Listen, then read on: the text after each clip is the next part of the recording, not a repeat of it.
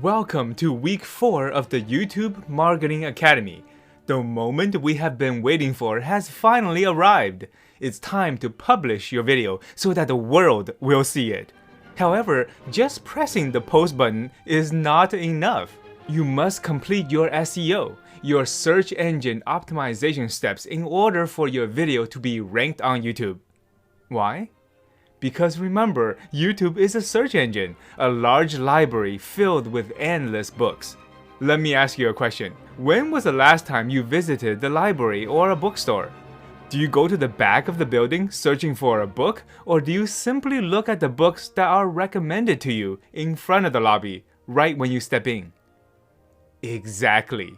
That is what we are going to do this week. Making sure that your videos are optimized so that YouTube recommends your video to people who are searching for it. This used to be a time-consuming and frustrating process. Just what are the steps that you need to do and how do you remember to do them? That's why I created 3 separate episodes to make this task not only easy but fun. Before video upload SEO, during upload SEO, and after upload SEO. Those are the episodes that will fully explain what you need to do and why you need to do them. But that's not enough. How are you going to remember to do everything every time you post a new video? Don't worry, I got your back. That's why I created a simple to follow worksheet so that you don't miss a single step.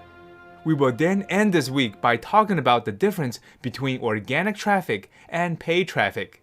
And if you want to get an extra boost of views and subscribers right after you post, I will show you how to run simple Facebook ads to promote your video and how to get backlinks made from Fiverr to boost your video in the long term.